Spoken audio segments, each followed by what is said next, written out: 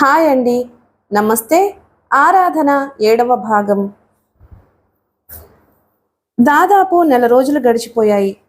అన్నపూర్ణ పట్ల అనంత్ ప్రవర్తన ఒకే రీతిగా ఒకే పంథాలో ఉంది. ఇప్పుడు అనంత్ అన్నపూర్ణకు సంబంధించిన ప్రతి విషయంలోనూ జాగ్రత్త తీసుకుంటున్నాడు.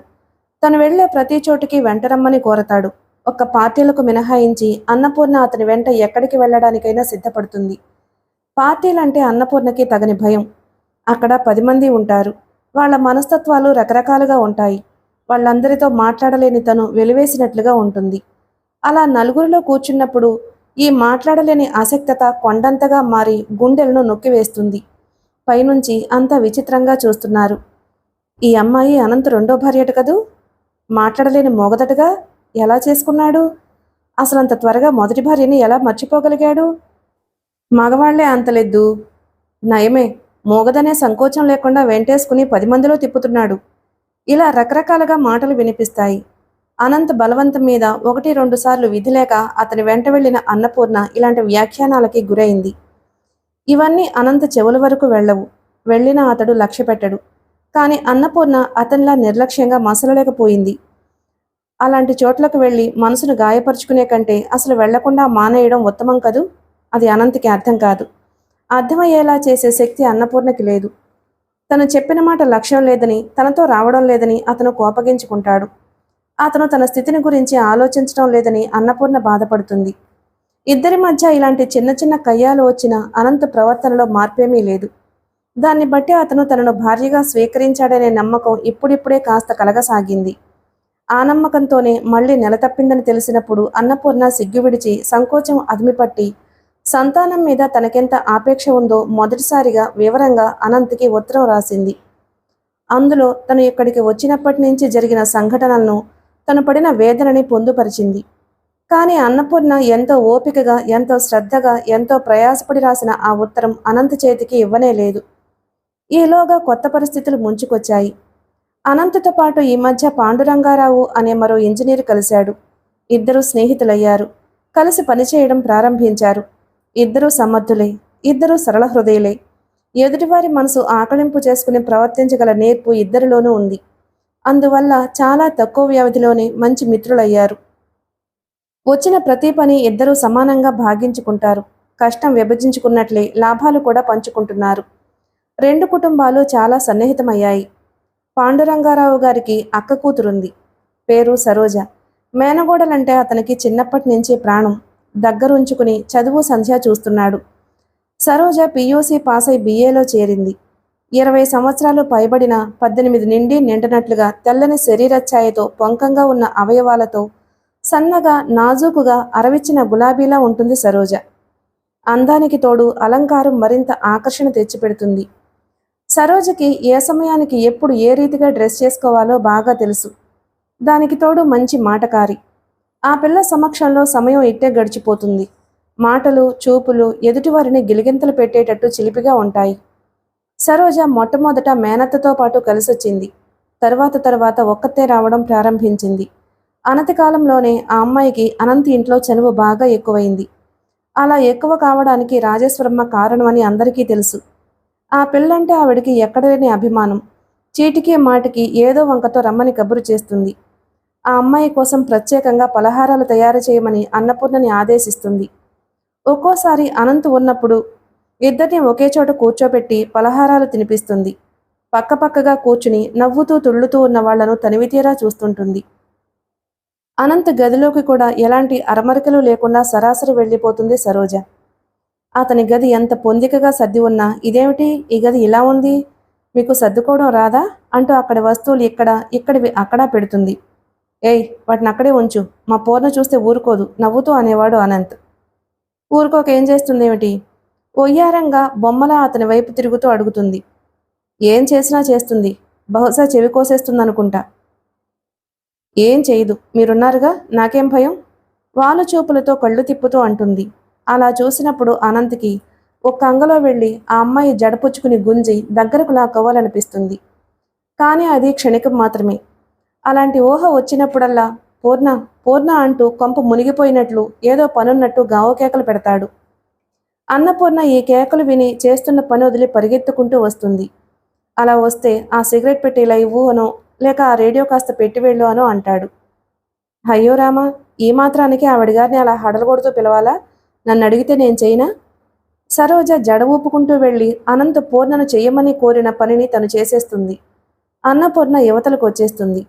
అనంత్ ఏ చిన్న మాట మాట్లాడినా ఆ అమ్మాయి కిలకిలా నవ్వుతుంది. బయట నుంచి ఆ నవ్వు విన్న రాజేశ్వరమ్మ ప్రసన్నంగా సరోజ ఎక్కడుంటే అక్కడ ఎంత సందడో అంటుంది. పాండురంగారావుకి అనంత్ మొదటి వివాహం గురించి చూచాయిగా తెలుసు.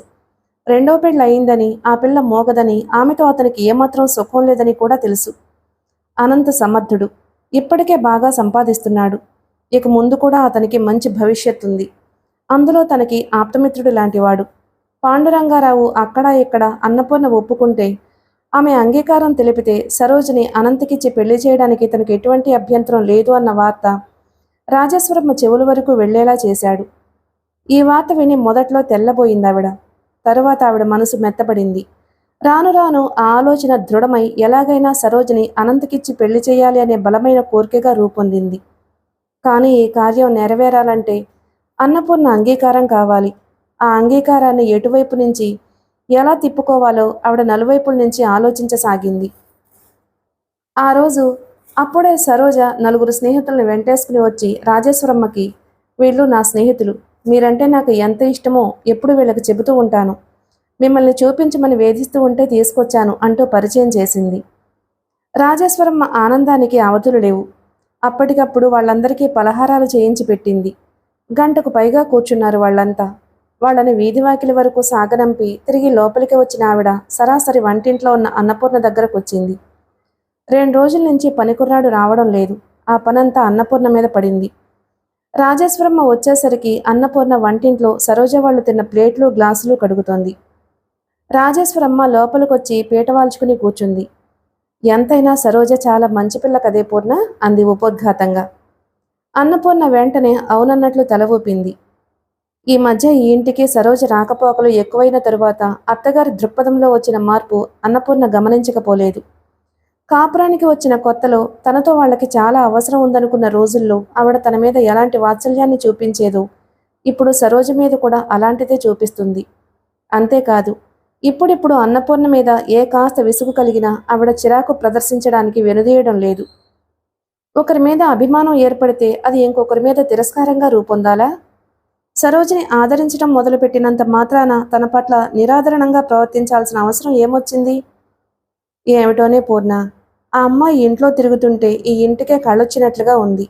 నాకేమో ఎప్పుడు ఇల్లు కళకళలాడుతూ నవ్వుతూ కేరింతలతో హోరెత్తిపోవాలనిపిస్తుంది. ఈ పిల్లలు చూస్తే స్కూలుకు పోతారు, నువ్వు చూస్తే మాట్లాడలేవు. ఎప్పుడు చూసినా శవంలా నిశ్శబ్దంగా ఉండే ఈ ఇల్లు చూస్తే నాకు విరక్తి పుట్టుకొస్తుందంటే నమ్ము. ఆవిడ మాటల్లో నిర్లక్ష్యం, చిరాకు అన్నపూర్ణ హృదయాన్ని కోయడం మొదలుపెట్టాయి. తన ముఖంలో బాధని ఆవిడ గుర్తించకుండా అటువైపు వీపు పెట్టి నిలబడి తన పని చూసుకోవడం ప్రారంభించింది. రాజేశ్వరమ్మ కంఠం ఖచ్చితంగా నిస్సంకోచంగా వినిపించసాగింది. నీకు కష్టం వేసినా సరే, ఈరోజు నిన్నొక మాట అడగదలుచుకున్నాను. ఈ సంసారం కోసం నువ్వు చేయగలిగిందంతా చేస్తున్నావు. నీ రుణం ఏమిచ్చినా తీరని మాట నిజమే. కానీ చూడు పూర్ణ, నీ నుంచి అనంత్కి ఎలాంటి సుఖమూ లేదన్న సంగతి నీకు తెలియంది కాదు. నిన్ను సుఖపెట్టాలని వాడు ఎంత తాపత్రయపడుతున్నాడో నువ్వు ఎరుగందేమీ కాదు. అలాంటప్పుడు వాడి సుఖం కోసం నువ్వు కూడా కాస్త ఆలోచిస్తే నాకు ఎంతో సంతృప్తిగా ఉంటుంది. నిజం చెప్పాలంటే నీకు బాధ కలుగుతుందని నువ్వు అనుకోకుండా ఉంటే సరోజిని అనంత్కి భారీగా చేయాలని నాకు మహా కోరికగా ఉంది. ఉలిక్కిపడిన అన్నపూర్ణ నిశ్చేష్టురాలై చేతిలో ప్లేటు వైపు అలాగే చూడసాగింది. అందువల్ల నీకొచ్చే బాధేమీ లేదు. ఇంటి పెత్తనం అంతా నీ చేతుల్లోనే ఉంటుంది. డబ్బు దస్కు అంతా నువ్వే చూసుకుందువు గాని. ఆ పిల్ల చిన్నపిల్ల, నువ్వు చెప్పినట్లు వింటుంది. నువ్వు స్వార్థం విడిచి ఏ కాస్త వాడి వైపు ఆలోచించినా తప్పకుండా ఒప్పుకోగలుగుతావు. నీ ఇష్టం, ఉన్న సంగతి నేను చెప్పానంతే. నీ ఇష్టాయిష్టాలు గమనించకుండా ఏదీ జరగదు. నువ్వు విశాల హృదయంతో ఒప్పుకున్నావా? వాడంత అదృష్టవంతుడు లేడనుకుంటాను. ఒకవేళ కాదంటావా? వాడి కర్మ అని ఊరుకుంటాను. తన తోటి వాళ్ళంతా జీవితాలు అంత హాయిగా సుఖ సంతోషాలతో గడుపుతూ ఉంటే వీడి బ్రతుకులో ఇన్ని వంకర్లెందుకు చెప్పు? నువ్వు ఆలోచించుకో. వాడికి ఆ పిల్ల మీద బాగా ఇష్టంగా ఉంది. ఆవిడ మెల్లగా లేచి అక్కడి నుంచి వెళ్ళిపోయింది. అన్నపూర్ణ నిలువెల్లా పాలిపోయినట్లుగా నిలబడింది. చేతిలో ప్లేట్ ఎండిపోయింది. చేతులు తడారిపోయాయి. అయినా ఆ ధ్యాసే లేనట్లు పంపు వైపు చూస్తూ అలాగే నిలబడింది. ఎవరివిడా? తన అత్తగారు రాజేశ్వరమ్మేనా? ఇది నీ ఇల్లు, నీ సంసారం, నీ నీడన నాకు కాస్త ఆశ్రయం ఇస్తున్నాను ననుకో అన్న మనిషేనా? తను బలవంతంగా రాధను చంపాననే వెర్రి అపోహలో నుంచి వాడిని యువతలకు లాగి రాధని మర్చిపోయేలా చెయ్యని హెచ్చరించిన ఆవిడేనా? నువ్వు నాకు కన్న కూతురి కంటే ఎక్కువ అని ఎన్నోసార్లు చెప్పిన వ్యక్తి ఈ మనిషేనా? అన్నపూర్ణ గుండెలు అవిసిపోయినట్లుగా ఉన్నాయి. చెప్పలేనంత నీరసంతో కాళ్లల్లో వణుకు ప్రారంభమైంది. మనిషిని స్వార్థం ఎంత విషపూరితం చేస్తుందా? ఎంత ఉచితానుచితాలు మర్చిపోయేలా మైమరుపు తెప్పిస్తుందా? అనంత మాట ఏమో గాని ఈవిడికి మాత్రం సరోజిని కోడలిగా చేసుకోవాలని చాలా కోరికగా ఉన్నట్టుంది. తను ఏం చెయ్యాలి? తన కర్తవ్యం ఏమిటి? నిర్భాగ్యురాల్ని అని ఒక్క మాటతో విరక్తి పొంది దూరంగా వెళ్ళిపోవడమా?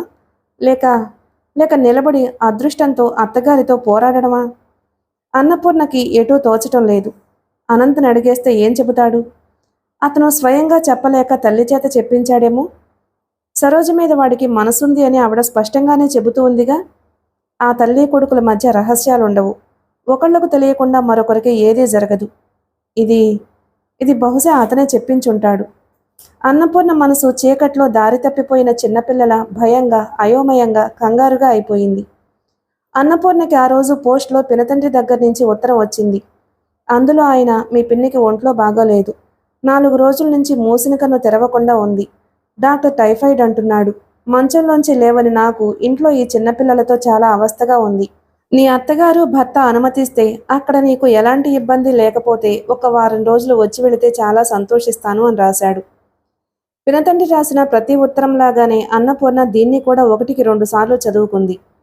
ఆ ఉత్తరంలో ఉన్న అక్షరాల వెనుక మంచంలో లేవలేని పినతండ్రి, పడక వేసి సుస్థిగా ఉన్న పినతల్లి, అతి గారాబం వల్ల ఏ పని రాని పిల్లలు, అశాంతికి నిలయంగా మారిన ఆ ఇల్లు కళ్లకు కట్టినట్లుగా కనిపించాయి. 4-5 రోజుల క్రితం అత్తగారు అనంత్కి మరో వివాహం ప్రసక్తి తెచ్చినప్పటి నుంచి అన్నపూర్ణ మనసు పంజరంలో పెట్టలా గిలగిలలాడుతోంది. ఏ మూల నుంచి ఏ కాస్త అవకాశం చిక్కినా విషప్రాయంగా కనిపిస్తున్న ఈ పరిసరాల నుంచి ఎగిరి అవతలికి వెళ్ళిపోవాలని తహతహలాడుతోంది. ఈ ఇంటితో తనకి ఎలాంటి అనుబంధమూ లేదు. తను ఉన్నదని సంతోషించేవాళ్లు కానీ, లేదని బాధపడేవాళ్లు కానీ ఇక్కడెవ్వరూ లేరు. నిజం నిర్మోహమాటంగా ఒప్పుకోవాలంటే అసలు అనంత పరిస్థితులు అప్పుడలా దిగజారబట్టే తను ఇక్కడికి రాగలిగింది. తన నుంచి వాళ్లకు అవసరం కలిగింది. ఆ అవసరానికి పెళ్లి అని పేరు పెట్టి తీర్చుకున్నారు. అంతకంటే ఇంకేమీ లేదు. అమ్మ బలవంతం మీద కేవలం పిల్లల కోసం నిన్ను చేసుకున్నాను తప్ప ఏనాడు నిన్ను భార్యగా చూడలేదు, చూడలేను అని అనంత్ ముఖం మీద కొట్టినట్టు అనేకసార్లు చెప్పాడు. అయినా సరే బుద్ధిహీనురాలైన తను ఏవేవో మమతలు పెంచుకుంది. పెంచుకున్న వ్యక్తి తనే కాబట్టి తెంచుకోవాల్సిన కర్తవ్యము తన మీదే ఉంది. పినతండ్రి దగ్గర నుంచి వచ్చిన ఉత్తరం తీసుకువెళ్లి చూపించగానే అత్తగారి ముఖం దీప్తివంతమవడం అన్నపూర్ణ గమనిస్తూనే ఉంది. నువ్వు వెడితే ఇక్కడ ఇబ్బందే అనుకో, కానీ ఏం చేస్తాం, 4 రోజుల భాగ్యం, బాగుండదు, వెళ్ళిరా అంది. అన్నపూర్ణ సాయంత్రం ట్రైన్కి వెళ్లేందుకు నిశ్చయమైంది.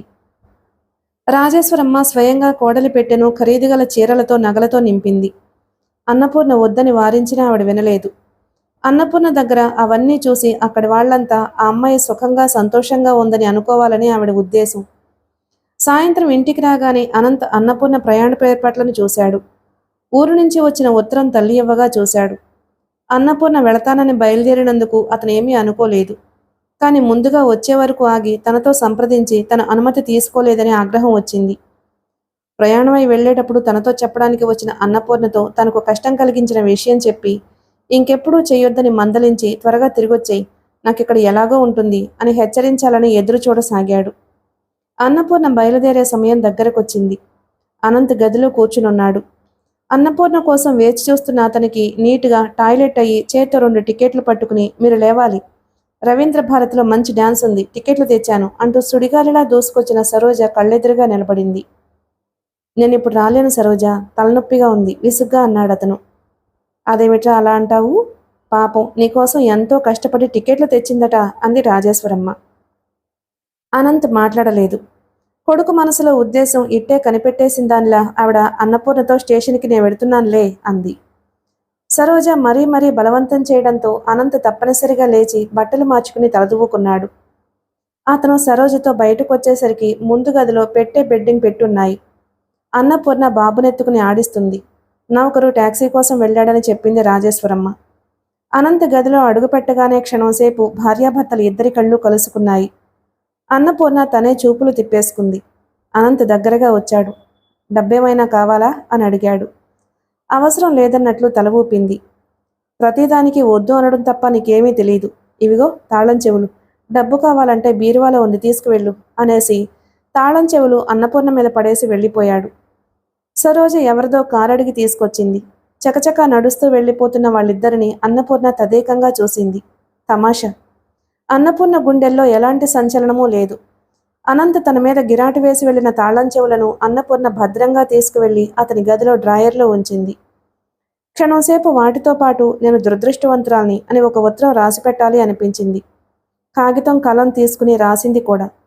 అంతలోనే మనసు నిగ్గదీసింది. ఎందుకు రాయాలి? అది చూసి అతను ఏమిటి ఏమైంది అంటూ తన వెనక రావడానిక? దురదృష్టం అనేది నిజంగా ఉన్నట్లయితే అది మూట కట్టుకుని నిశ్శబ్దంగా నిష్క్రమించాలి తను. రాసిన కాగితాన్ని చించి చెత్తబుట్టలో పడేసింది. పూర్ణ, రామ్మ టాక్సీ వచ్చింది. అన్నపూర్ణ అనంత్ గదిలోంచి బయటకు వచ్చేసింది. చిత్రం. హృదయంలో ఎలాంటి స్పందన లేదు. అన్ని అనుభూతులు గడ్డకట్టినట్లుగా మనసు పాషాణంగా మారిపోయింది. అన్నపూర్ణ పల్లెటూరు వచ్చి 1 రోజులు కావస్తుంది. పూర్ణ వచ్చేసరికి పినతల్లి పరిస్థితి మరీ అధ్వాన్నంగా ఉంది. జ్వర తీవ్రతతో అపస్మారక దశలో ఉన్న ఆవిడకి పూర్ణ వచ్చినట్లే తెలియదు. కొద్దిగా జ్వరం వస్తున్నప్పుడే జాగ్రత్తగా ఉండకుండా తల నిండా చన్నీళ్ల స్నానం చేయడంతో, పూజలు పునస్కారాల పేరుతో ఒంటికి తడిబట్టలు చుట్టుకోవడంతో జ్వరం తీవ్ర రూపం ధరించడమే కాకుండా న్యూమోనియాలోకి కూడా దించిందని డాక్టర్ చెప్పాడు. ఆయన చేయవలసిన వైద్యమంతా చేశాడు. అయినా తగ్గలేదు. ఊళ్ళో వాళ్ల సలహా మీద ఖర్చులకి చూడకుండా పక్క ఊళ్ళో ఉన్న పెద్ద డాక్టర్ని తీసుకొచ్చి కూడా చూపించారు. ఆయన వచ్చిన 5 నిమిషాల్లో రోగి పరిస్థితి పరీక్ష చేసి లాభం లేదని, సమయం మించిపోయిందని పెదవి విరిచేశాడు. అన్నపూర్ణ వచ్చిన వారం రోజులకి ఆవిడ అవిటివాడైన భర్తని, చేతికి ఇంకా అందిరాని 4 పిల్లల్ని వదిలి ఇహలోకం విడిచింది. ఇరుగు పొరుగు వచ్చారు. దగ్గర చుట్టుపక్కల ఊళ్ళల్లో ఉన్న బంధువులు కూడా వచ్చి చూసి వెళ్లారు. వచ్చినప్పటి నుంచి అన్నపూర్ణకి ఊపిరి పీల్చుకోవడానికి కూడా వీలులేని పని. తెల్లవారుజామున ఏ 4ంటికో లేస్తే మళ్ళీ రాత్రి 11 గంటలకి పడుకోబోయే వరకు వంచున్నడం ఎత్తకుండా ఒకటే చాకరీ. శరీరం ఎంతగా అలసిపోయినా, ఎంత బడలికతో మంచం మీద పడుకున్నా విపరీతంగా నీరసం అనిపిస్తే తప్ప వెంటనే నిద్ర పట్టేసేది కాదు. కాస్త తీరిక చిక్కిన ఈ సమయంలో మనసు పరిపరి విధాల పోయేది. అనంత్ ఎలా ఉన్నాడు? అత్తగారు ఏమంటుంది? పిల్లలు ఏం చేస్తున్నారు? ఇవే ఆలోచనలు. తను ఉన్నప్పుడు తన చుట్టూ అంతగా తిరిగే బాబు ఒక్కసారైనా పిన్ని కోసం అడిగాడో లేదో. ఒకవేళ ఆ పసివాడు అడిగినా ఆ పెద్దవాళ్ళు క్షణంలో వాడిని మరిపించగలరు. ఆ శక్తి సామర్థ్యాలు వాళ్లకున్నాయి. రాత్రి పొద్దుపోయిన ఆ ఏకాంత సమయంలో ఒంటరితనం గూడు కట్టుకున్న అన్నపూర్ణ హృదయం ఎంత నిగ్రహించుకుందామన్నా సాధ్యం కాకుండా బాబు కోసం అర్రులు చాస్తూ ఉండేది. మళ్ళీ అంతలోనే విరక్తి కలిగేది. ఎవరు వాళ్ళు? తనకు ఏమీ కాని వాళ్ల కోసం ఎందుకింత ఆలోచన? ప్రేమించాలన్నా, సేవ చేయాలన్నా ఈ ప్రపంచంలో మనుషులే లేరా? వాళ్ల మీద ఉన్న ఈ అనుబంధం ఎప్పటికైనా తెంచుకుని తీరాల్సిందే. అది ఇప్పుడే, ఈ క్షణంలోనే ఎందుకు కాకూడదు? కానీ అన్నపూర్ణకి అది అనుకున్నంత సులభంగా కనిపించటం లేదు. తెంచుకోవాలి అని నిశ్చయించుకుని విరక్తి కల్పించుకుని కూడా మనసు మళ్ళీ పదే వాళ్లపైనే మళ్ళుతుంది. ఎందువల్ల? పూర్ణ పినతల్లి పోయిందన్న వార్త తెలియగానే రాజేశ్వరం వచ్చింది. ఆవిడ ఉన్న ఆ 4 రోజుల్లోనూ అన్నపూర్ణ పట్ల చూపించిన ఆప్యాయతను, ఆదరణను చూసి ఇరుగు పొరుగు ముగ్ధులయ్యారు. అన్నపూర్ణ అదృష్టం సాటిలేనిదని కొనియాడారు. అలాంటి అత్తగారిని పొందినందుకు ఆవిడ జీవితం ధన్యమైందన్నారు. రాజేశ్వరమ్మ అన్నపూర్ణతో సంప్రదించకుండానే, రంగనాథం గారు ప్రత్యేకంగా కోరకుండానే తనంతటి తానే ఆయనతో పూర్ణని కొద్ది రోజుల పాటు అట్టిపెట్టుకోండి. ఆడదిక్కులేని ఇల్లు. పిల్లలతో పాపం మీకు కష్టం. మీ పరిస్థితులు చక్కబడ్డ తర్వాత పంపుతురుగాని అంది. ఆయన కృతజ్ఞతతో కళ్ళనీళ్ల పర్యంతమయ్యారు. అన్నపూర్ణ అంగీకరించినట్లు కనిపించలేదు. తటస్థంగా ఉండిపోయింది. రాజేశ్వరమ్మ వెళ్లే ముందు కోడల్ని అడిగింది. సరోజ సంగతి ఏమాలోచించావే పూర్ణ? వాళ్ళ అమ్మాయి పెళ్లికి తొందరపడుతున్నారు. మీ ఇష్టం, నాదేమీ లేదు అన్నట్టు సంజ్ఞ చేసింది అన్నపూర్ణ. రాజేశ్వరమ్మ కోడల్ని దగ్గరకు తీసుకుని బొగ్గలు పుణికింది. ఎంతో ఆప్యాయత నిండిన స్వరంతో అంది. నా బంగారు తల్లివి. నీ కొండంత బుద్ధి నాకు తెలుసులేమ్మా. నువ్వు కాదనవని నాకు తెలుసు. నీ అంత మంచి పిల్లని కోడలిగా పొందడం కేవలం నా అదృష్టం అనుకో. ఆనందాతిశయంతో ఆవిడ ఇంకా ఏదేదో చెప్పేస్తుంది. అన్నపూర్ణ మధ్యలోనే ఆవిడ చెయ్యి మెల్లగా తప్పించుకుని వెళ్ళిపోయింది. అత్తగారి దగ్గర నుంచి దొడ్లో ఉన్న బాదం చెట్టు నీడలోకి వెళ్ళి నిలబడింది. అన్నపూర్ణ కళ్ళల్లో నీళ్లు రావడం లేదు. గుండెల్లో దుఃఖం అనే మాటే లేదు. కానీ ఆంతర్యం నిండా భరింపశక్యంగాని మాటలు. వాటి సెగలు పొగలు ఒళ్లంతా వ్యాపిస్తున్న తీవ్రంగా ఉంది. ఇదే ఇదివరకైతే అత్తగారి ఆ స్పర్శ, మాటల్లో ఆత్మీయతనం పన్నీటి జల్లుగా కనిపించేవి. కానీ ఇప్పుడు విషప్రాయంగా తోస్తున్నాయి. ఎందువల్లో అన్నపూర్ణకి వివేకం వచ్చింది. ఇప్పుడిప్పుడే అసలు స్వరూపాలు తెలుస్తున్నాయి. ఏం ప్రపంచం ఇది? ఒట్టి స్వార్థపరులది. బలవంతులు బలహీనుల్ని అణగదొక్కటంలోనే ఈ దేశంలో సంతోషం బ్రతుకుతోంది. నోరులేని వాళ్ళంటూ చాలామంది ఉన్నారు కాబట్టే నోరుగల కొద్దిమంది పెత్తనం చెలాయించి రాజ్యం ఏలగలుగుతున్నారు.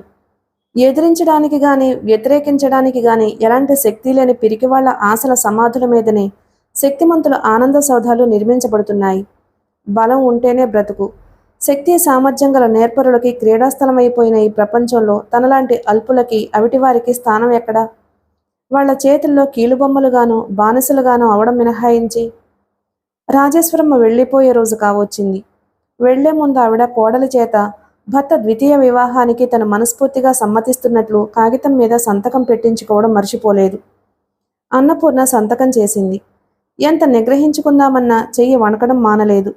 సంతకం పెట్టించిన కాగితం మడిచి భద్రంగా పెట్టిలో పెట్టుకుంటూ అంది రాజేశ్వరమ్మ. నువ్వు త్వరగా వచ్చేయాలి పూర్ణ. పిల్లలు గొడవ చేస్తారు. ఆ ఇంటి పనంతా చూసే శక్తి నాకు లేదు. నువ్వు ఇక్కడ పరిస్థితులు చక్కబడగానే ఉత్తరం రాయి, నేను మనిషిని పంపుతాను. అన్నపూర్ణ అలాగే అన్నట్లు తల ఊపింది. ఆవిడ బండిలో కాలు పెట్టిన తర్వాత కూడా హెచ్చరించింది. నీ ఉత్తరం కోసం ఎదురు చూస్తూ ఉంటానే అమ్మాయి. ఆవిడ్ని సాగనంపడానికి వచ్చిన అంతా మరోసారి అలాంటి అత్తగారిని పొందిన అన్నపూర్ణ భాగ్యాన్ని కొనియాడారు. రోజులు గడిచాయి. దాదాపు 2 నెలలు తిరిగిపోయాయి. రాజేశ్వరమ్మ దగ్గర నుంచి ఆ మధ్య ఎప్పుడో ఒక ఉత్తరం వచ్చింది. అక్కడ అందరూ కులాసాగానే ఉన్నారని, మీరెలా ఉన్నది తెలియచేయమని. అందులో అన్నపూర్ణని రమ్మనలేదు. ఇంకా ఎన్నాళ్ళు ఉంటుందో తెలుసుకోవాలని ఆసక్తి లేదు. రంగనాథం గారు సాధ్యమైనంత త్వరలో పూర్ణను పంపిస్తానని జవాబు రాశారు. ఆ ఉత్తరం చూసిన అన్నపూర్ణ వద్దంది. ఆయనకు అర్థం కాలేదు. అదేమిటమ్మా, ఇప్పటికే ఇంత ఆలస్యమైంది. అక్కడ పాపం వాళ్ళు ఎంత ఇబ్బంది పడుతున్నారో ఏమో. నా అవసరం ఈనాటితో తీరేదా ఏమన్నానా? వాళ్ళకి కష్టం కలిగించడం నాకు ఇష్టం లేదు. వాళ్ళు మంచివాళ్ళు కాబట్టి మర్యాదకేదో అంటున్నారు. అన్నపూర్ణ ఎంతో ప్రయాసతో ఆయనకు జరిగిందంతా తెలిసేలా చేసింది. ఆయన తెల్లబోయాడు, దిగ్భ్రాంతి చెందాడు. ఓ పట్టాన నమ్మలేకపోయాడు కూడా. నిజమైన పూర్ణ నువ్వు చెప్పేది? ఎంతో మంచివాళ్లలా ఉన్న వీళ్ళు? మంచివాళ్లే బాబాయ్, కానీ స్వార్థపరులైన మంచివాళ్ళు. ఒకసారి నువ్వే నాకు చెప్పావు, గుర్తుందా? మనుషుల్లో మంచితనం 2 రకాలుగా ఉంటుందని. ఒకటి స్వార్థపూరితమైందని, మరొకటి స్వార్థరహితమైందని చెప్పావు. పలక మీద రాసి చూపించింది అన్నపూర్ణ. రంగనాథం గారికి వెర్రెత్తినట్లుగా ఉంది. అయినా నువ్వు నాకు తెలియకుండా అసలు ఎలా సంతకం పెట్టించావు? మాట మాత్రం నాకెందుకు చెప్పలేదు? మీ మంచి చెడులు నువ్వే నిర్ణయించుకునేంత పెద్దదాని అయిపోయావా? కోపంతో కసిరినట్టుగానే అన్నాడాయన. అన్నపూర్ణ అదేది తన ఉద్దేశం కాదన్నట్టు వేగంగా తల తిప్పి పలక మీద మళ్ళీ రాసింది. బాబాయ్, నాది కాదనుకున్న వస్తువు ఎక్కడుంటేనే, ఎవరి దగ్గరుంటేనే? నువ్వు ఒట్టి మనిషివి కూడా కాదుగా పూర్ణ, ఎంతో బాధగా అన్నారాయన. అన్నపూర్ణ ముఖం అతి సున్నితమైన దెబ్బ తగిలినప్పుడు కలిగే బాధతో మొదట కిందకు వంగిపోయింది. తరువాత 2 నిమిషాల్లో ధైర్యంగా సగర్వంగా మళ్లీ పైకి లేచింది. అందుకే ఈ ధైర్యం అన్నట్లు చూసింది. నీ మొహం, ఈ ప్రపంచం సంగతి నీకు తెలియదు. ఆశ్రయం లేని ఆడపిల్ల జీవితం అంటే ఆషామాషి వ్యవహారం అనుకున్నావేమో. అది కాకుండా పూర్ణ, నా పరిస్థితి కూడా నీకు తెలియందేమీ కాదు. నాకే ఠికాణా ఎలాగా అని దిక్కులు చూస్తున్న వాడిని నిన్ను పోషించడం అంటే. అన్నపూర్ణ ముఖం ఎర్రబడింది. పలక మీద రాసింది గబగబా చెరిపేసి దానికి ఇరువైపులా చకచక ఇలా రాసింది. బాబాయ్, భగవంతుడి సాక్షిగా చెబుతున్నాను. నీ దగ్గరకు నేను నిన్ను ఆదుకోవడానికి వచ్చానో నేకంటే నీ ఆశ్రయం యాచించడానికి వచ్చానంటే నిజం చెప్పినట్లుగా ఉంటుంది. నువ్వు నాకు నిలువ నీడ ఇచ్చినందుకు కృతజ్ఞతగా నేను నీ సంసార భారం వహిస్తాను. ఈ పిల్లల్ని నా సొంత పిల్లలుగా చూసుకుంటాను. నా బతుకు నేను బతకగలననే ధైర్యం నాకుంది. నా తిండి బట్ట కోసం నేను ఒకరి మీద ఆధారపడాల్సిన అవసరం నాకు లేదనే నమ్మకం కలిగింది. నేను ఇన్నాళ్ళు ప్రతి వాళ్ళకి ఒట్టి పుణ్యానికి గుడ్డి చాకరీ చేస్తూ వచ్చాను. ఇక నుంచి అలా కాకుండా నా శక్తిలో అణువుకి ఖరీదు కడతాను. భగవంతుడి దయ వల్ల నా జబ్బల్లో పుష్టి చాలా ఉంది. భర్తను ప్రేమించడం ఎలాగో నేర్చుకోవడానికి పట్నం వెళ్ళిన నేను బ్రతకడం ఎలాగో బాగా నేర్చుకుని వచ్చాను. నా బాధ్యత గురించి నీకు భయమేమీ వద్దు. నా వల్ల నీకు ఎలాంటి బాధ ఉండదు. నువ్వు నన్ను తిరస్కరిస్తే ఇక మృత్యువు మినహా నన్ను ఆదరించే వాళ్ళు ఎవ్వరూ లేరు. నా అవసరం లేని వాళ్ళ దగ్గర నేను ఒక క్షణం కూడా బ్రతకలేను. నన్ను ఎవరు కావాలని వాంఛిస్తారో, నా ఉనికి కోసం ఎవరు తహతహలాడతారో వాళ్ళ మధ్యనే నేను ఊపిరి పీల్చుకోగలను. ఇంతకంటే నా ఆవేదన నీకు నేను వినిపించలేను. దేవుడు చాలా నిర్దయుడు. నాకు మాట్లాడే శక్తి ఇవ్వకుండా ప్రతిదానికి స్పందించే హృదయం ఇచ్చి, ఆలోచనలిచ్చి నన్ను చిత్రహింసకి గురిచేస్తున్నాడు. మాట్లాడలేని అసక్తత వల్ల నా ఈ జీవితంలో నేను ఎంత అపురూపమైన దాన్ని పోగొట్టుకున్నానో మీరెవ్వరూ ఊహించలేరు. అన్నపూర్ణకి హఠాత్తుగా ఏడుపు ముంచుకొచ్చేసింది. రాస్తున్న పలక అక్కడ పెట్టేసి దుఃఖాన్ని నిగ్రహించుకోవడానికి సుడిగాలిలా అక్కడి నుంచి లేచి బయటకు పారిపోయింది. రంగనాథం గారు కింద పెట్టి ఉన్న పలకనందుకుని శ్రద్ధగా చదివారు. ఆయనకి అన్నపూర్ణ హృదయాన్ని అలుముకున్న వేదన, అమాయకమైన ఆమె ఆంతర్యంలో చెలరేగుతున్న సంక్షోభం అర్థమయ్యాయి. చాలాసేపు దీర్ఘాలోచనలో మునిగిపోయి అలా కూర్చుండిపోయాడు. మరో 20 రోజులకు పైగా అయింది. రంగనాథం గారి సంసారం కాస్త కుదుటపడింది. ఇప్పుడిప్పుడే ఆ ఇల్లు ఇల్లాలు లేని లోటుకి అలవాటు పడుతోంది. ఆయన భుక్తి కోసం ప్రైవేట్లో చెప్పడం ప్రారంభించారు. ఇదివరలో కూడా ఆయన అప్పుడప్పుడు బడిపిల్లలకి పాఠాల విషయంలో సహాయం చేస్తూ ఉండేవాడు. కానీ ఏనాడు ఎవరి వద్ద తృణం కూడా పుచ్చుకోలేదు. ఇప్పుడు అన్నపూర్ణ సలహా మీద అదే జీవనోపాధిగా చేసుకున్నాడు. అన్నపూర్ణ పిల్లల సాయంతో దొడ్లో ఉన్న నేలంతా చదును చేసి కూరగాయ విత్తనాలు నాటింది. పెద్ద పిల్లని స్కూల్ మానిపించి తన చేతి కింద వంట, కుట్టు పని క్షుణ్ణంగా వచ్చేలా నేర్పసాగింది. ఊళ్ళో తెలిసిన వాళ్ళ దగ్గర నుంచి వాళ్ళకి కావలసిన బట్టలు తామే కుడతామని తీసుకోసాగారు. ఉదయం నుంచి సాయంత్రం వరకు వంచినడు ఎత్తకుండా పనిచేస్తున్న అన్నపూర్ణ దగ్గరికి ఇరుగమ్మ పురుగమ్మ పనిగట్టుకుని వచ్చి పరామర్శిస్తున్నట్లుగా ఎక్కడ లేని సానుభూతి వలకబోస్తూ, ఈ వెట్టి చాకరీ అంతా నీకెందుకే అమ్మా? ఆగర్భ శ్రీమంతురాలి వయ్యావు. మీ ఇంటికి పోతే మీ ఆయన అత్తగారు నిన్ను చీపురుపుల్లో కూడా ఎత్తనివ్వరు. త్వరగా వెళ్ళిపోక ఈ బాద్రబందీ అంతా ఎందుకు పెట్టుకుంటావు అనేవాళ్ళు. వాళ్ళ మాటలకు గుండెల్లో చెలరేగిన కల్లోలాన్ని గుప్తంగా దాచుకోవడానికి విశ్వప్రయత్నం చేస్తూ పైకి చిరునవ్వుతో, ఇక్కడ వీళ్ళకి నా అవసరం ఎంతైనా ఉంది. వీళ్ళని చూస్తూ చూస్తూ ఎలా విడిచిపెట్టి వెళ్ళను? వెళ్ళినా నాకు అక్కడ నిద్రపడుతుందా అని సంజ్ఞలతో చెప్పేది. వచ్చిన వాళ్ళు చోద్యంగా బొగ్గలు నొక్కునేవాళ్ళు. 4-5 రోజుల క్రితం రాజేశ్వరమ్మ దగ్గర నుంచి ఉత్తరం వచ్చింది. ఆవిడ కోడలికే రాసింది. సరోజ మేనమామతో తను మాట్లాడిందని, వాళ్ళు ఒప్పుకున్నారని, పెళ్ళే సాధ్యమైనంత త్వరలో క్లుప్తంగా జరిగిపోయే ఏర్పాట్లు చూస్తున్నారని, ఆ సమయానికి తప్పకుండా అన్నపూర్ణ రావాలని, నువ్వు లేకపోతే నా చెయ్యి విరిగినట్లుంటుందే పూర్ణ. బాబు నీ కోసం గొడవ పెడుతున్నాడు. ఈసారి టెలిగ్రామ్ ఇస్తాను, అది చూసిన వెంటనే బయలుదేరి వచ్చేయి అంటూ రాసింది. అత్తగారి వద్ద నుంచి ఉత్తరం వచ్చిన సంగతి అన్నపూర్ణ పినతండ్రికి తెలియనేలేదు. అన్నపూర్ణకి అన్యాయం జరుగుతుందన్న బాధతో ఆయన ఏదైనా గొడవ చేయొచ్చు. వ్యతిరేకిస్తూ అనంతకి ఉత్తరం రాయొచ్చు. జరగాల్సిందేదో జరుగుతుంది. వాళ్ళు కావాలని కోరుకున్నది ఏదో చాప కింద నీరులా నిశ్శబ్దంగా అయిపోవాలని అన్నపూర్ణ గాఢమైన వాంఛ. ఎంత నిర్లిప్తంగా ఉందామన్నా, ఎంత విరక్తి కనిపించకుండా ఉందామన్నా, ఎంత పట్టనట్లుగా ఉందామన్నా సాధ్యం కాక అన్నపూర్ణ అత్తగారి ఉత్తరం చూసిన తర్వాత ఎలాగో ఉండసాగింది. తనకు తెలియకుండా వాళ్ళేమీ చేయడం లేదు. తన నుంచి సంగతి దాచి మోసం లాంటిదేమీ చేయలేదు. తనతో ముందు సంప్రదించి తను ఒప్పుకున్న తరువాతే ఆవిడ వాళ్లతో మాట్లాడింది. నిజమే. అయినా సరే ఎందుకో గాని అన్నపూర్ణ సమాధాన పడలేకపోతుంది. ఆ మాత్రం అర్థం చేసుకోలేరా వాళ్ళు? ఏ స్త్రీ అయినా సరే తను కుంటిదైనా, గుడ్డిదైనా, మోగదైనా భర్త తనకే ఉండాలని, అతని సర్వస్వం తనదే అవ్వాలని వాంఛిస్తుందే. అంతే తప్ప వేరుగా ఆలోచించదు. ఇది వాళ్లకు తెలియదా? ఒకవేళ తెలియదనే అనుకున్నా ఆ పాటి విచక్షణ లేని వాళ్ల కోసం తను ఎందుకు హృదయ వైశాల్యం చూపించాలి? వాళ్ల సుఖం వాళ్ళు చూసుకున్నట్లే తన ఆనందానికి తనెందుకు ప్రాధాన్యం ఇవ్వకూడదు? కానీ దానివల్ల కలిగే ప్రయోజనం? వాళ్ళ అభిప్రాయానికి వ్యతిరేకంగా ప్రవర్తిస్తే, వాళ్ళ ఇష్టాన్ని కాదంటే ఏం జరుగుతుందో ఒకసారి రుచి చూసిందిగా. అన్నపూర్ణకి ఏమీ చేయలేని తన అసక్తత మీద, అనంత అర్థం చేసుకోలేని అవివేకం మీద కోపం నిండుగా పొంగి పొరలి రాసాగింది. గుండెలు చెక్కబట్టుకుని తొందరలో రాబోయే టెలిగ్రామ్ కోసం ఎదురు చూడసాగింది. దానికోసం ఎదురు చూడడం మాత్రం ఎందుకు? తను వెళుతుందా? వెళ్ళదు. ఆ ఇంటికి తనకి రుణం తీరిపోయింది. ఆ మనుషులకి తనకి బంధం తెగిపోయింది. ఎలాంటి అనుబంధము లేని వాళ్ళ దగ్గరకు వెళ్లాల్సిన అవసరం తనకేమీ లేదు. అత్తగారు ఎంత సంతోషంగా ఉందో. ఇన్నాళ్లకి ఆవిడ కోరుకున్న విధంగా కొడుకు జీవితం కల్పించబోతుంది. అనంత్ ఎంత ఆనందంగా ఉన్నాడు. గతాన్నంతా భయంకరమైన పీడకల్లా మర్చిపోగలిగేటట్లు చేసే నేర్పు సరోజకి ఉంది. తన చిలిపి మాటలతో, చేష్టలతో అతని ఆంతర్యాన్ని ముంచేసి కొత్తదనం ప్రసాదించగల తెలివితేటలు ఆ అమ్మాయికున్నాయి. ఆ ప్రవాహంలో, ఆ ఒరవడిలో రాధ స్మృతితో పాటు తన జ్ఞాపకం కూడా కొట్టుకుపోతుంది. ఒక విధంగా ఆలోచిస్తే అనంత్ రాధని మర్చిపోవడం కష్టమే. ఎదురుగా పిల్లలున్నారు.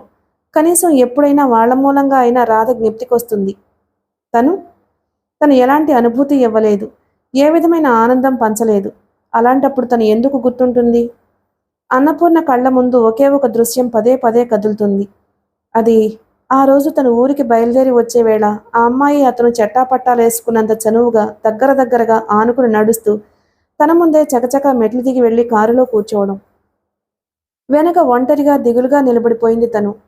ఆ క్షణం నుంచి తన జీవన మార్గం చీలిపోయింది. ఆ విధంగా ఆలోచనల సుడిగుండంలో పడి గిరగిరా తిరుగుతున్న అన్నపూర్ణ ఎక్కడ పడితే అక్కడ మన్ను తిన్న పాముల గంటల తరబడి అలాగే కూర్చుండిపోవడం ప్రారంభించింది.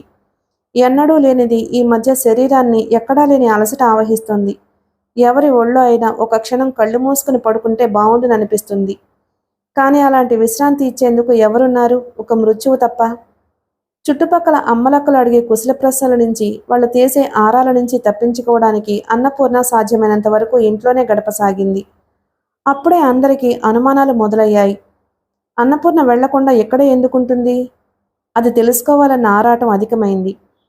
ఆ రోజు మధ్యాహ్నం పూట బిలబిల్లాడుతూ 4-5 వచ్చారు. అన్నపూర్ణ జాకెట్టు కత్తిరిస్తుంది. ఏమే పూర్ణ, ఈ జాకెట్లు, ఈ బట్టలు తెప్పించడం వరుస చూస్తే నీ మకం శాశ్వతంగా ఇక్కడికి మార్చినట్లుగా ఉందే అంది ఒక ఆవిడ వస్తూనే. ఎందుకొచ్చిన బాధే నీకు? హాయిగా అత్తవారింటికి పోయి కాలు మీద కాలేసుకుని కూర్చోక. నీ కష్టం నేను చూడలేకుండా ఉన్నాను బాబు. మీ ఆయన అటో సిటి పడై వచ్చి తీసుకువెళ్ళవయ్యా బాబు అని ఓ కార్డు ముక్క రాసి పడేస్తాను. అందులో ఒట్టి మనిషివి కూడా కాదాయే. అక్కడ ఆ అత్తగారి ప్రాణం ఎంత కొట్టుకుంటుందో. అసలు మళ్ళీ వెళ్లకుండా ఉండడానికి ఇదే కారణమా లేక ఇంకేదైనా? మరో ఆవిడ అనుమానం అంతా కళ్లల్లో చూపింది. వాళ్ళకి ఏం సమాధానం చెప్పాలో తోచని అన్నపూర్ణ వంచిన తల ఎత్తకుండా కూర్చుంది. ఇంతలో పోస్ట్ అని కేక వినిపించింది. అదిగో ఉత్తరం వచ్చినట్లుంది అంది ఓకావిడ. ఇంకెవరు? వాళ్ళ ఆయన అయి ఉంటాడు. అన్నపూర్ణ గుండెలు రెపరెపలాడుతున్నాయి. వాకిట్లోంచి పినతండ్రి కేక వేశాడు. పూర్ణ, టెలిగ్రామ్ వచ్చిందమ్మా. అన్నపూర్ణ తడబడుతూ లేచి వెళ్ళింది. ఆయన వికసించిన ముఖంతో అన్నాడు. నిన్ను వెంటనే బయలుదేరి రమ్మనమని మీ ఆయన టెలిగ్రామ్ ఇచ్చాడమ్మా. నువ్వేమిటి అర్థం లేని ఆలోచనలతో అనవసరంగా కంగారు పడ్డావు? అన్నపూర్ణ తల అడ్డంగా ఊపింది. లేదు బాబాయ్, నీకు తెలీదు. నేను వెళ్ళను. నిలబడడానికి శక్తి లేనట్లు గోడని ఆసరా చేసుకుంటూ ఆనుకుని నిలబడ్డ అన్నపూర్ణ పాలిపోయిన ముఖంతో నీరసంగానే అయినా స్పష్టంగా దృఢంగా తెలియజేసింది. అన్నపూర్ణకి హఠాత్తుగా అనంత్ ఎదురుగా కనిపిస్తే బావుండుననిపించింది. కసితీరా 2 చేతులు చాచి అతని కంఠాన్ని పిసికి గోళ్లతో అతని రక్తం వచ్చేటంత తీవ్రంగా గాయపరచాలి అనిపిస్తుంది.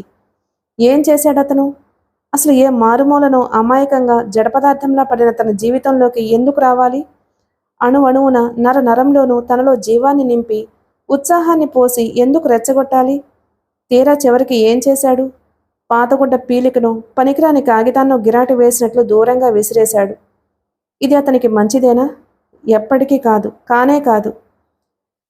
కాలపురుషుడు తన ఇనుప పాదాలతో అన్నపూర్ణ గుండెల మీద ఒక్కొక్క అడుగే వేసుకుంటూ వెళుతున్నట్లుగా వారం రోజులు గడిచిపోయాయి. ఈ వారం రోజులు రోజు ఒక యుగంలా గడిచింది. వాళ్ళ వద్ద నుంచి టెలిగ్రామ్ వచ్చిన తర్వాత తను వెళ్లడం గాని జవాబు రాయడం గాని చేయలేదు. వాళ్లు కూడా మళ్ళీ ఎలాంటి ఉత్తరమూ రాయలేదు. తను రాలేదని అత్తగారేమైనా అనుకుందా? అనంత్ ఏమనుకున్నాడు? అసలు తనని గురించి ఆలోచించే తీరుబడి వాళ్లకుందా? అన్నపూర్ణకి జీవితం హఠాత్తుగా భారంగా సుదీర్ఘంగా అనిపించసాగింది. ఎన్ని రోజులు, ఎన్ని నెలలు, ఎన్ని సంవత్సరాలు ఇలా గడపాలి? ఇదివరలో ఎడతెరిపి లేకుండా పనిచేస్తూ ఉంటే దాంట్లో ఓ విధమైన విశ్రాంతి లభించేది. ఇప్పుడు అది లేనే లేదు. ఏ పని చేయబోయినా అది మొదలు పెట్టకముందే అలసటగా విసుగ్గా అనిపిస్తుంది. ఆ రోజు మధ్యాహ్నం వేళ బలవంతాన సహనం తెచ్చిపెట్టుకుని కుట్టి ఇవ్వవలసిన జాకెట్టు తీసుకుని కత్తిరించడానికి కూర్చుంది. 2 బట్టలు కూడా పూర్తి కాలేదు. ముందు గదిలోంచి అమ్మ పూర్ణ అన్న రంగనాథం గారి కేక వినిపించింది. అన్నపూర్ణ వెంటనే లేచి వెళ్ళలేదు. చేతిలో ఉన్న పని పూర్తి చేసి బట్టలు తీసి పక్కన పెట్టి వెళ్ళింది. రంగనాథం గారు ఆ ఊరి కరణం గారితో లోకాభిరామాయణం మాట్లాడుతున్నారు. పూర్ణ అక్కడికి రాగానే ఇదిగోనమ్మా మీ ఆయన ఉత్తరం రాశాడు అని చించి ఉన్న కవర్ ఒకటి అందించాడు. కరణం గారు అక్కడ లేకపోయినట్లయితే అన్నపూర్ణ అక్కడే చదివేదేమో. అనంత్ స్వయంగా రాశాడా? ఎందుకు? ఏమని? లోపలికొచ్చిన పూర్ణ ఉత్తరం తీసుకుని చూసింది. ఉత్తరం అన్నపూర్ణకి రాయలేదు, రంగనాథం గారికే రాశాడు. అందులో విషయం క్లుప్తంగా సూటిగా ఉంది. రంగనాథం గారికి నమస్కారాలు. నేను ఇంత క్రితం టెలిగ్రామ్ ఇచ్చాను. అన్నపూర్ణని మీరు పంపించకపోయినా ఇంతవరకు ఎలాంటి సమాధానం కూడా లేదు. ఇక్కడ బాబుకి చాలా సుస్థి చేసింది. వాడు ఇప్పుడిప్పుడే కాస్త కోలుకుంటున్నాడంటే లక్ష్మి పడకబెట్టింది. మూసిన కన్ను తెరవడం లేదు. మా అమ్మగారు ఊళ్ళో లేరు, తీర్థయాత్రలకు వెళ్లారు. నాకు క్షణం తీరిక లేదు. ఈ ఉత్తరం చూసిన వెంటనే పూర్ణను పంపించండి. మీకు ఇబ్బంది కలిగిస్తే మన్నించండి. అనంత్. ఏదో ఆత్రంగా చదివిన అన్నపూర్ణకి ఆ ఉత్తరంలో తను ఆశించిన విషయం లేకపోవడంతో ఆశాభంగమైంది. పెళ్ళయిందా? ఎలా ఉన్నారు? ఆ విశేషాలు ఏవీ లేవు. ఇంట్లో ఇబ్బందిగా ఉంది కాబట్టి వెంటనే రావాలి. అవసరమంటూ కలిగింది కాబట్టి తను కావాలి. అత్తగారు ఊళ్ళో లేదు. అవును మరి. నూతన దంపతుల మధ్య నేనెందుకు అన్నట్లు వెళ్ళిందేమో. సరోజికి అవన్నీ చక్కబెట్టడం రాదా? ఎలా వస్తుంది? చిన్నపిల్ల. గారాబంగా ముద్దు ముచ్చట్లతో పెరిగిన పిల్ల. పని పాటు ఎలా వస్తుంది? వచ్చినా చేయాల్సిన అవసరం ఏముంది? కరణంగారు వెళ్ళిపోగానే రంగనాథం గారు అన్నపూర్ణను కేకవేసి అడిగారు, వెళ్తావటమ్మా? వెళ్తాను బాబాయ్. అంగీకారం తెలిపింది. వెళ్లను అనడానికి తనకేం అధికారం ఉంది? అనంత్ తనకి తాళికట్టిన భర్తే కాదు, 1000 రూపాయలిచ్చి కొనుక్కున్న యజమాని కూడా. యజమాని అవసరం తీర్చవలసిన విధి సేవకులకు ఎల్లవేళలా ఉంటూనే ఉంటుంది. అన్నపూర్ణ వస్తుందని ఎవరికీ తెలియదు కాబట్టి స్టేషన్కి ఎవ్వరూ రాలేదు. రైల్వే స్టేషన్ ఇంటికి చాలా దగ్గరవడం వల్ల అన్నపూర్ణ ఇల్లు చేరుకోవడానికి అంత కష్టమేమీ అవలేదు. అన్నపూర్ణ గుమ్మంలో అడుగుపెట్టేసరికి ఇంట్లోంచి డాక్టర్ అనంత్ బయటకొస్తున్నారు. హఠాత్తుగా వాకిట్లో ఎదురైన అన్నపూర్ణని చూసి అతను క్షణంసేపు నోట మాట రాకుండా అలాగే నిలబడిపోయాడు. మరు నిమిషంలో 2 అంగల్లో వచ్చి, ఎప్పుడు బయలుదేరావు? ఎలా వచ్చావు? వెంటెవరొచ్చారు? అని గబగబా అడిగాడు. అన్నపూర్ణ అతని ప్రశ్నలకు సమాధానం చెప్పలేని అసక్తురాలలా చూసి తలదించుకుని మెల్లగా అక్కడి నుంచి లోపలికి వెళ్ళిపోయింది. లోపలికి అడుగుపెట్టిన అన్నపూర్ణ ముందుకు అడుగు వేయలేని దానిలా అక్కడే నిలబడిపోయింది. ఇది ఇల్లేనా? తను వదిలిపెట్టి వెళ్ళిన స్థలమేనా? ఇంట్లో ఏ మూల చూసినా చెత్త చెదారం ఉన్నాయి. ఎక్కడ చూసినా విడిచిన మాసిన బట్టలే. వస్తువులు తమ తమ నెలవులు తప్పి దారి తప్పిన చిన్నపిల్లల్లా బిక్కమోహం వేసుకుని చూస్తున్నట్టుగా ఉన్నాయి. అనంత టేబుల్ నిండా సూది పెట్టే సందు లేకుండా మందు సీసాలు, మంచినీళ్ల గ్లాసులు, ఎప్పుడో తాగిపెట్టగా ఎండిపోయిన కాఫీ కప్పులు ఉన్నాయి. బాబు నీరసంగా పుల్లల్లా ఉన్న కాళ్ళు చేతులతో మంచానికి అంటుకుపోయి ఉన్నాడు. లక్ష్మి జ్వర తీవ్రతతో స్పృహ లేకుండా పడి ఉంది. అనంత్ పక్క మీద దుప్పటి లేదు. దిళ్ళు పడక కుర్చీలో వేసున్నాయి. వంటిల్లైతే చూస్తేనే భయం వేసినట్లుగా ఉంది. పని పని పని, ఎక్కడ చూసినా పని. చిక్కుపడిపోయిన దారంలో ఉన్న ఈ పని ముందు ఏ కొస నుంచి మొదలు పెట్టాలో అర్థం కాని దానిలా నిలబడిపోయింది. వెనక నుంచి వస్తూ అన్నాడు అనంత్, చూసావా ఇల్లు? ఇక్కడ నేను ఇంత అవస్థ పడుతుంటే నువ్వేమో మీ బాబాయ్ సంసారాన్ని చక్కదిద్దుతూ కూర్చున్నావు. నేను టెలిగ్రామ్ ఇస్తే వెంటనే ఎందుకు బయలుదేరి రాలేదు? నిలదీస్తున్నట్లుగా అడిగాడు. అన్నపూర్ణ మెల్లగా అతని వైపు తిరిగి అతనికి ముఖాముఖి నిలబడింది. అనంత్ ముఖం అలసటకు ప్రతిరూపంలా ఉంది. అతని షర్టుకి గుండీలు లేవు. ప్యాంటు నిండా మందు మరకలున్నాయి. కళ్ళు నిద్రలేమిని సూచిస్తూ భారంగా ఉన్నాయి. చెప్పు, వెంటనే ఎందుకు రాలేదు? మాట్లాడమే. ఎన్నడూ లేనిది అన్నపూర్ణ తనను నిశితంగా నిస్సంకోచంగా పరీక్ష చేయడం చూసి ఎలాగో అవుతూ అన్నాడు, మాట్లాడమే. తనకి మాటలు రావని తెలిసి కూడా అలా 10 సార్లు నిలదీస్తాడెందుకు? తనకి మాటలే వచ్చి ఉంటే జీవితమే వేరుగా ఉండేది. అన్నపూర్ణ కోపంతో ముఖం తిప్పేసుకుంది. నేను ఇప్పుడే అలా బయటకు వెళ్ళొస్తాను. డాక్టర్ గారు మందు రాసిచ్చారు. ఊళ్ళో అందరికీ ఈ విషజ్వరాలు చుట్టుకోవడంతో ఆ మందుకి డిమాండ్ పెరిగింది. ఎక్కడ పడితే అక్కడ దొరకడం లేదు. అలా పెద్ద బజార్లోకి వెళ్ళొస్తాను అని వెళ్ళిపోయాడు. అన్నపూర్ణ ముందు గది సర్దుతూ ఉండగా లక్ష్మి హీనస్వరంతో నాన్న నాన్న అని పిలిచినట్లయింది. చేస్తున్న పని వదిలి అన్నపూర్ణ అక్కడికి వచ్చే లోపలే లక్ష్మి పక్క మీద వాంతి చేసుకుంది. అన్నపూర్ణ దగ్గరకు వెళ్ళి లక్ష్మిని పొదివి పట్టుకుని గుండెలో వెన్ను రాయసాగింది. స్పృహ ఉండి లేని స్థితిలో లక్ష్మి అన్నపూర్ణని కౌగలించుకుని అమ్మా అమ్మా అని ఏడుస్తుంది. అన్నపూర్ణ కళ్ళల్లో నీళ్లు తిరిగాయి. అమ్మా అమ్మ. గుండెల్లో ఆ పిలుపు కోటి కంఠాలతో ప్రతిధ్వనించసాగింది. లక్ష్మి పక్క మారవడానికి దుప్పటి లేదు. అన్నీ మాసి లొంగలు చుట్టి మూలపడేసున్నాయి. అన్నపూర్ణ తన పెట్టి తెరిచి తెల్లటి ఇస్త్రీ చీరలు తీసి లక్ష్మి పక్క మీద బాబు పక్క మీద పరిచింది. లక్ష్మి అరుపులకి మూలుగుకి కళ్ళు తెరిచిన బాబు తనను ఎత్తుకున్నది ఎవరో చూసి పిన్ని అన్నాడు. వాడి కళ్ళు కూడా క్షణంసేపు అంత క్రితం అనంత కళ్ళలాగే నమ్మలేనంత ఆశ్చర్యంగా చూస్తున్నాయి. అన్నపూర్ణ నిశ్శబ్దంగా వాడిని హృదయానికి హత్తుకుంది. బంతిలాగా ఉండే పిల్లాడు ఎంత డీలా అయిపోయాడు. మళ్ళీ వాడి ఆహారం విషయంలో ఎంతో శ్రద్ధ తీసుకుంటేనే తప్ప సరిగ్గా కోలుకునే స్థితిలో లేడు. ఆ మాయదారి జ్వరాలు వీళ్లకు ఎక్కడి నుంచి ప్రాప్తించాయి? అయినా అసలు అత్తగారు ఈ ఇంటిని వదిలి తీర్థయాత్రలకు వెళ్ళడం ఏమిటి? ఒకవేళ వెళ్ళినా ఇంట్లో తగిన మనిషిని చూసిపెట్టి వెళ్ళొద్దు. సరోజ ఇవన్నీ చూసుకుంటుందిలే అని దిలాసా పోయిందా? సంగదిగడానికి ఏమాత్రం ఇష్టపడిన బాబుని ఎలాగో కళ్లతో సంజ్ఞలతో ఒప్పించి పడుకోబెట్టి మళ్ళీ ఇల్లు సర్దడం ప్రారంభించింది అన్నపూర్ణ. అరగంటలో వస్తానన్న అనంత గంటన్నరకు గాని తిరిగి రాలేకపోయాడు. వస్తూనే అన్నపూర్ణని వేడినీళ్లు తెమ్మని లక్ష్మి చేత బలవంతంగా మందు మాత్రం మింగించాడు. ఇంట్లోకి అడుగుపెట్టినప్పటి నుంచి అలసట చెందిన అతనికి ఏదో హాయి లాంటిది కలగడం ప్రారంభించింది. అన్నపూర్ణ చేతిలో ఏదైనా మంత్రదండం ఉందేమో. తను వెళ్ళినప్పటి ఇంటికి ఈ ఇంటికి సంబంధమే లేదు. సామాన్లన్నీ ఎక్కడ ఉండవలసినవి అక్కడున్నాయి. విడిచిన బట్టలు మాయమయ్యాయి. ఖాళీ మందు సీసాలు కనిపించడం లేదు. పక్కలు మల్లెపువ్వుల తెల్లగా ఉన్నాయి. కింద నేలంతా శుభ్రంగా దుమ్ము ధూళి లేకుండా ఉంది. నిజంగా ఇల్లు సర్దడంలో ఆడదానికి ఎంత నేర్పు, ఎంత సహనం! ఆ చాకచక్యం మగవాడికి చస్తే రాదు. లక్ష్మి తలని ఒళ్ళో పెట్టుకుని కూర్చున్న అనంతకి అన్నపూర్ణ కాఫీ తెచ్చిచ్చింది.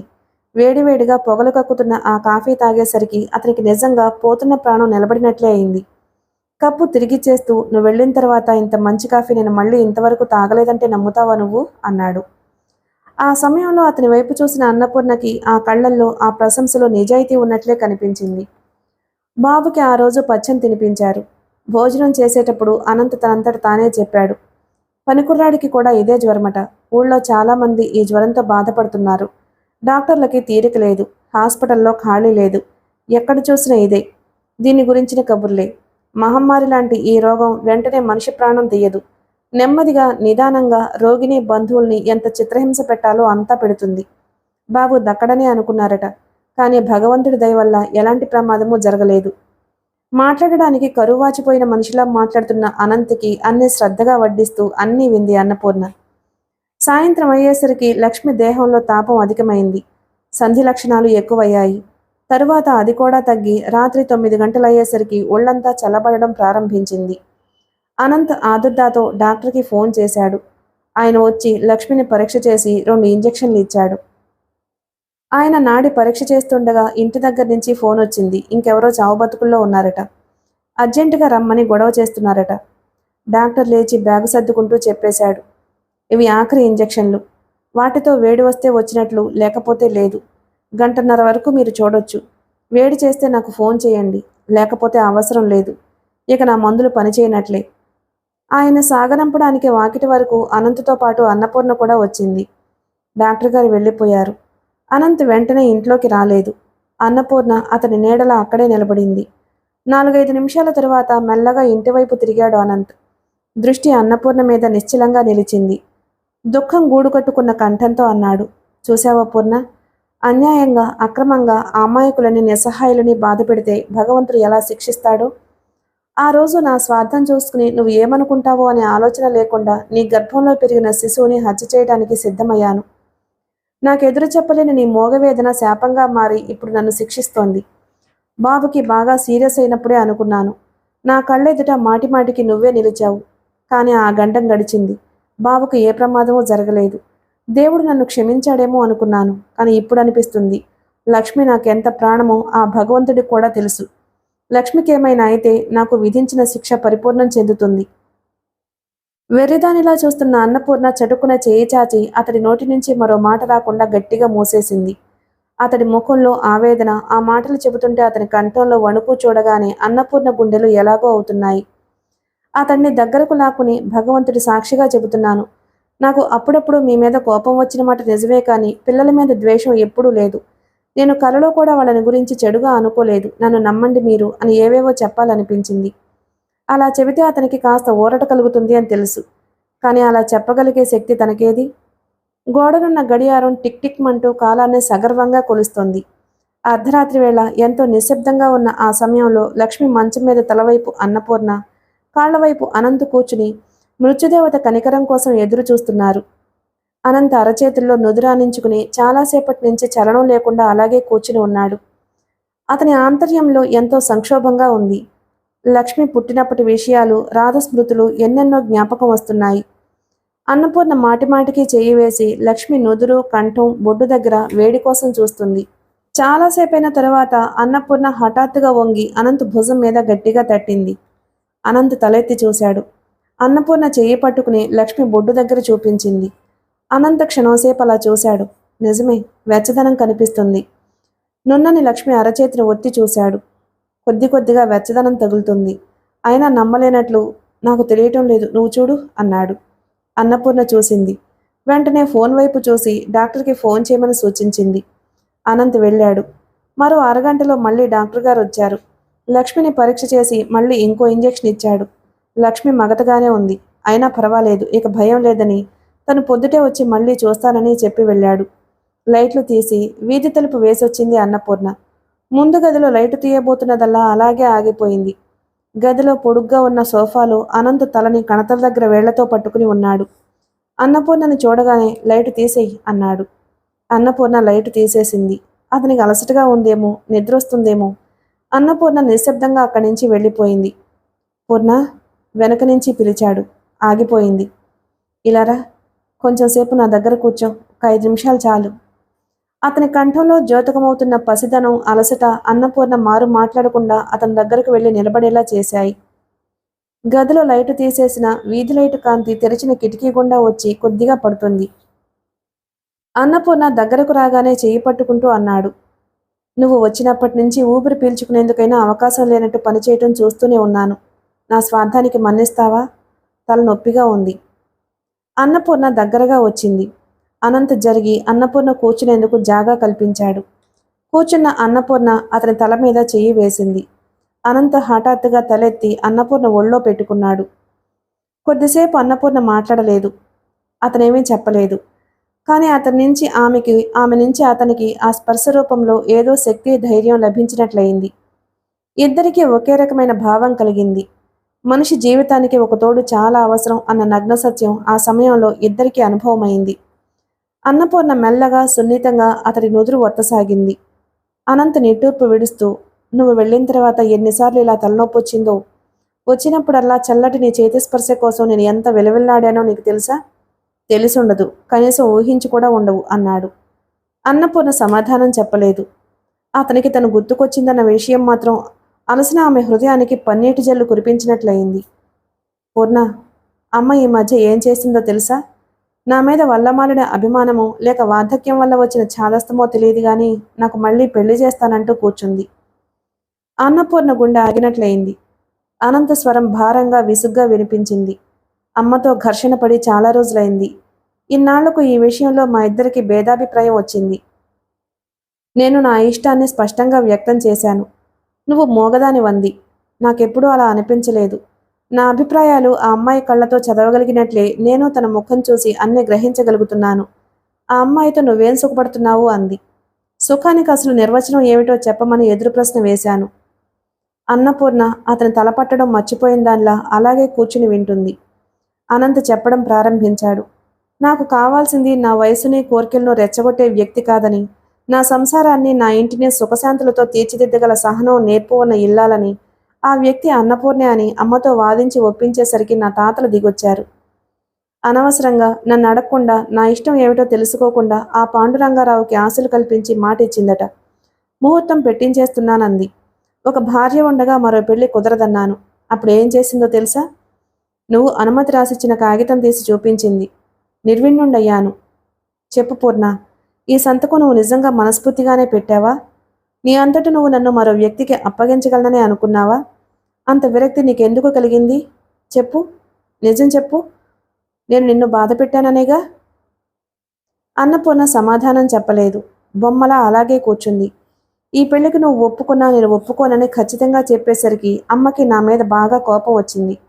వాళ్ళకి ఇచ్చిన మాట తప్పి ముఖం చూపించడం ఎలాగని తీర్థయాత్రలు పెట్టుకుని దూరంగా వెళ్ళిపోయింది. పాండురంగారావుకి కూడా నా మీద ఆగ్రహం కలిగింది. నేనేదో అతన్ని ఆశలు పెట్టి నమ్మించి మోసం చేశాను అని అనుకున్నాడు. నా భాగస్వామిగా ఉండేవాడల్లా విడిపోయాడు. ఆ పనిభారం అంతా నా మీద పడడం వల్లే నేను అక్కడికి రాలేకపోయాను. బయట పనితో చిరాకు, అమ్మలేకపోవడం, ఇంట్లో పిల్లలకి సుస్తి నాకు పిచ్చెక్కినట్లుగా అయింది. ఈరోజు పరిస్థితులు నువ్వు కళ్ళారా చూశావు. నువ్వు రావడం వల్ల నాకు ఎంత మేలు జరిగిందో నీకు తెలియదు. నువ్వు వస్తావని నేను అనుకోలేదు. కొద్దిసేపు ఆగిన అనంత్ అన్నపూర్ణ చేతిని తన చేతుల్లోకి తీసుకుని దాంతో ఆడుకుంటూ అన్నాడు.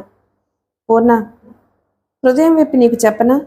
పెళ్లి కాకముందు రాధ ఇంకా అప్పటికి నా జీవితంలోకి ప్రవేశించకముందు భార్య అంటే నాకు ఎన్నో ఊహలు ఉద్దేశాలు ఉండేవి. నా జీవితాన్ని పంచుకోవడానికి ఆ వ్యక్తి ఇంటికి తగిన ఇల్లాలుగా, నా పిల్లల తల్లిగా, నాకు తోడుగా, నీడగా, నా బ్రతుకులు, నా ఆలోచనల్లో అంతర్వాహినిలా కలిసిపోయి నాకు అండగా ఉండాలని ఏవేవో అనుకునేవాణ్ణి. రాధను పెళ్ళాడాను. కానీ ఆ రూపం రాధలో నాకు అందలేదు. ఇంత క్రితం నువ్వు లక్ష్మిని ఒళ్ళో పెట్టుకుని కూర్చుని ఉంటే టేబుల్ దగ్గర ఉన్న నేను నిన్ను తదేకంగా చూస్తూ అలాగే నిలబడిపోయాను. గుర్తుందా? నాకెందుకో నా ఆలోచన ప్రతిరూపంలా నీలో కనిపించినట్లయింది. ఇది ఇప్పుడే కాదు, ఇదివరకు నువ్వు ఈ ఇల్లు చక్కదిద్దుతున్నప్పుడు, పిల్లల్ని క్రమశిక్షణలో పెంచుతున్నప్పుడు కూడా అనిపించింది. అప్పుడే నా మనసులో సంఘర్షణ ప్రారంభమైంది. కేవలం ఇంటి కోసం, పిల్లల కోసం భార్యగా చేసుకున్న నిన్ను కొద్ది రోజులైనా గడవకముందే నా హృదయంలో రాధస్థానంలో ప్రతిష్ఠించి మనసారా స్వీకరించాలని అనిపించింది. కానీ రాధ స్మృతి అడుగడుగునా అడ్డొచ్చేది. రాధని మర్చిపోయి నీ మోజులో పడుతున్నానేమో అని భయం వేసేది. నా బలహీనతకి, నా ఆసక్తతకి నా మీద నాకే కోపం వచ్చేది. ఆ కోపమంతా నీ మీద తీర్చుకోవాలని చూసేవాణ్ణి, తీర్చుకునేవాణ్ణి కూడా. కానీ తీరా బయటికి వెళ్ళి ఒంటరిగా కూర్చుని ఆలోచిస్తే మనసంతా దహించుకుపోతున్నట్లుగా ఉండేది. మళ్ళీ ఎప్పుడెప్పుడు నీ దగ్గరకు వస్తానో, నువ్వు ఎలా ఉన్నావో అని నా అంతరంగం నీ చుట్టూ తిరుగుతూ నీకోసం అరులు చేస్తూ ఉండేది. మెల్లమెల్లగా మంద్రస్థాయికి జారిన అతని కంఠం మృదు మధురంగా, హృదయ నివేదనంగా, అతి నిదానంగా వినిపించసాగింది. పూర్ణ, ఉదయం నువ్వు రాగానే, నిన్ను చూడగానే నువ్వు తల్లివి కాబోతున్నావని, నా రూపం నీలో పెరుగుతుందని గ్రహించాను. నాకెంత ఆనందం కలిగిందో చెప్పలేను. క్రితంసారి జరిగిన దానికి నన్ను క్షమించగలవా? అన్నీ మరిచి నన్ను మనస్ఫూర్తిగా స్వీకరించగలవా? నన్ను అర్థం చేసుకోగలవా నువ్వు? అన్నపూర్ణ కళ్లల్లో జీవితంలో మొట్టమొదటిసారిగా ఆనంద భాష్పాలు తొణికిసలాడాయి. ప్రప్రథమంగా వాటి అనుభూతిని పొందింది. ఈ కన్నీళ్లలో ఇంత హాయి ఉందా? ఇవి ఇంత తీయగా ఉంటాయా? ఇటువంటి ఆనంద భాష్పాలు, అనుభూతమయ్యే క్షణాలు మనిషి జీవితంలో ఎంత అపురూపమైనవి! గుండెల్లో భద్రంగా దాచుకోవాల్సిన గుర్తులివి. చెప్పు పూర్ణ, చెప్పు, మాట్లాడు. అనంత్ మరోసారి అడిగాడు. ఎలా చెబుతుంది? మాట్లాడడానికి శక్తేది? అయినా సరే ఈసారి అన్నపూర్ణ తన అసక్తతకు సిగ్గుపడలేదు. జవాబుగా అనంత్ తలని ఒక చేత్తో పెనవేసి మరో చేత్తో పైకెత్తి గుండెలకు బలంగా హత్తుకుంది. ఈ ప్రపంచంలో ఏ భాష వ్యక్తం చేయలేని అపురూపమైన భావం ఒకటి అన్నపూర్ణ స్పర్శ నుంచి అనంత్ హృదయంలోకి ప్రవేశించి పులకరించేలా చేసింది. సగం అలసిపోయి విశ్రాంతి తీసుకున్నట్లుగా, సగం ఆనందంతో వివసుడైనట్లుగా కళ్ళు మూసుకున్నాడతను. అయిపోయిందండి ఆరాధన నవల. మన ఛానల్ కనుక మీకు నచ్చినట్లయితే తప్పకుండా లైక్ చేసి సబ్స్క్రైబ్ చేసుకోండి ప్లీజ్. Thank you.